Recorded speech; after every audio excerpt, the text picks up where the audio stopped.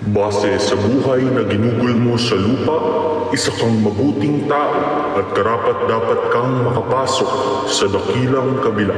At binabati kita dahil nagawa mo ang lahat ng gusto mo, pero nananatiling mabuti ang iyong kaluluwa.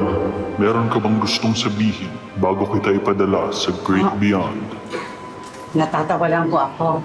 Kasi nung nakita ko yung naging buhay ko nung inilatag kanina, pati po yung mga naging accomplishments sa mga pangarap ko, parang may kulang pa po ako sa nararamdaman. Anong ibig mong sabihin? Sa edad po na 73, dapat naman siguro naging masaya ako. Ay, hindi po ako nagrereklamo. Nagpapasalamat nga po ako sa buhay na binigay sa akin. Pero, naging masaya nga ba ako? Siyempre hindi. Namimiss mo ang nanay mong si Marisa at nangihinayang ka na pinakawalan mo ang nag-iisang lalaking mahal mo, si Julie. Nasakripisyo sila para sa mga inaakala mong totoong makakapagpasaya sa'yo. Hindi pa huli ang lahat. Talaga po. Anong ibig sabihin niya? Pasalamat ka at may promo kami ngayon. Kakadating lang ng memo galing taas. Bukod sa pwede kang dumiretso na sa dakilang kabila, may isa pang option. Pwede kitang ibalik sa lupa sa edad na mapipili mo para isabuhay muli ang buhay mo. Totoo po. Oo, pero kapag pinili mo ito, mabubura ang una mong buhay at ang ikalawang buhay mo ang magiging basihan natin kapag nagharap ulit tayo dito.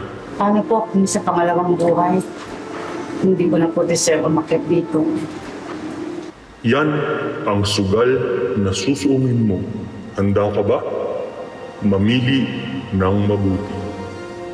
Sige po, handa na po ako.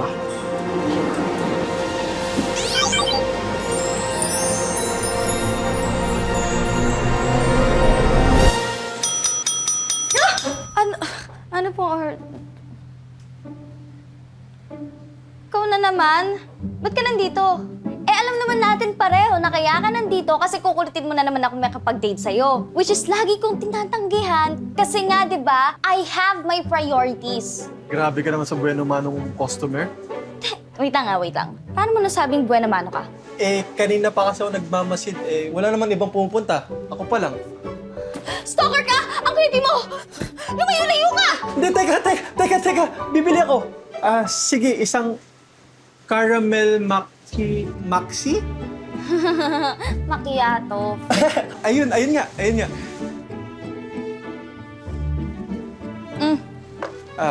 Magkano yan? Ayun no? 90? Eto. Keep the change.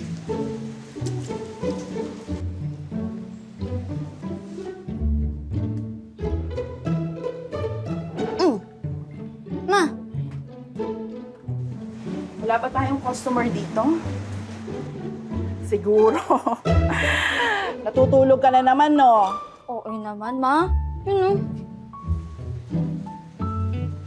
Yuck! Grabe naman kumakayak to. Mukha namang matalino at saka mukha namang mabait. Ginudge mo na kaagad.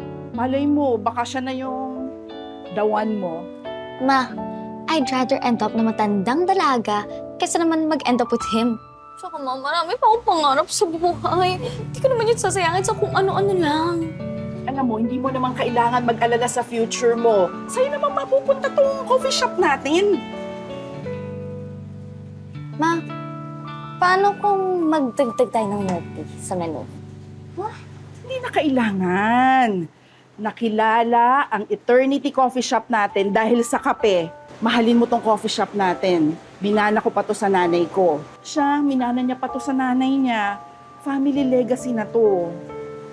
Ma, paano kung... Ano? Ala, nakalimutan ko.